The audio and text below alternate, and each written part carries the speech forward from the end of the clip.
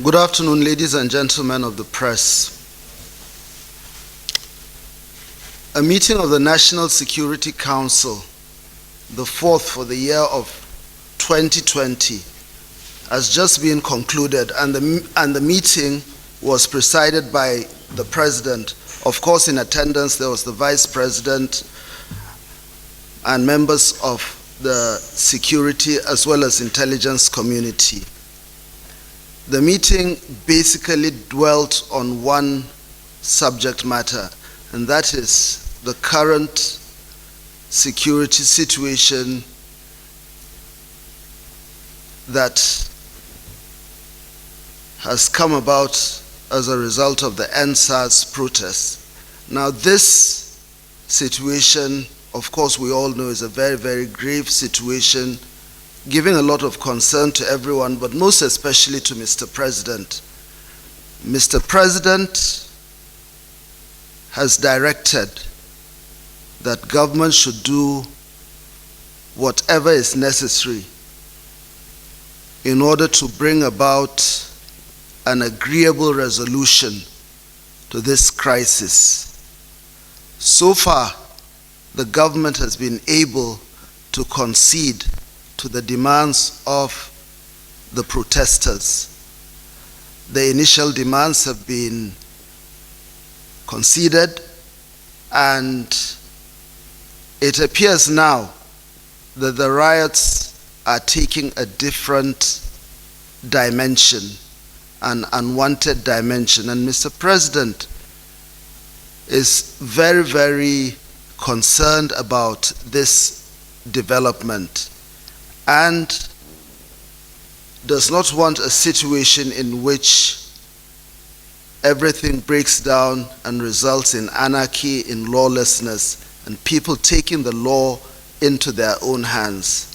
For one thing, if government can begin to make concessions, then it also is logical for the protesters, for those that are aggrieved also, to take a step back, take stock of their activities, and come to a meeting point with government and its agencies. It is not Mr. President's desire to see any unwanted loss of lives, and he is determined to ensure that things do not cascade into an unpleasant situation. Therefore, he has directed all the security agencies to operate within the confines of legitimacy, within the confines of legality, not to do anything that will aggravate this situation. The President himself, I've just left his office, is also going to deal with these issues in a separate manner apart from what has just taken place in council.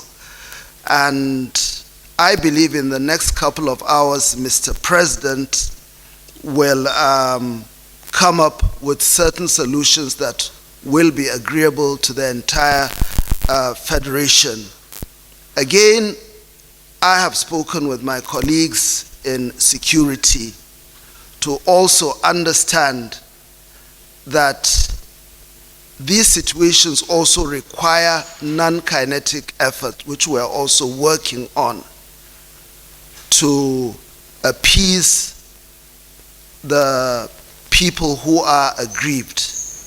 And there's no need to take this thing further, but it is extremely important for the youth to understand that if the atmosphere is not conducive for dialogue and for understanding, we can't have any peaceful resolution.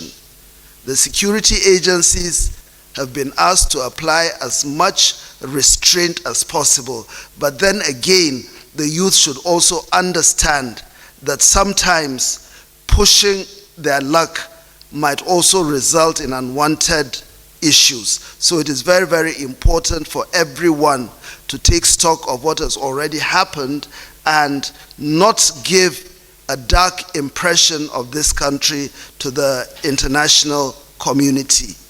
Thank you. We've just had a meeting So many issues have been deliberated upon, and Mr. President is going to look at each issue on its own merit before coming up with a solution as the Chief Security Officer of the Federal Republic of Nigeria. It is not for me, it is not for any other person. That is what I mean. The government is looking into that also, into the incident that happened about 48 hours ago. You know, we can't deal or act on conjectures, suppositions, and so on and so forth. We need to verify things first. But the government is not oblivious of the fact that certain things had happened, and there's also a possibility that actual facts could be distorted by either party. So the government is going to look at that before coming up with something, but definitely the government is not treating this issue lightly. Thank you very much.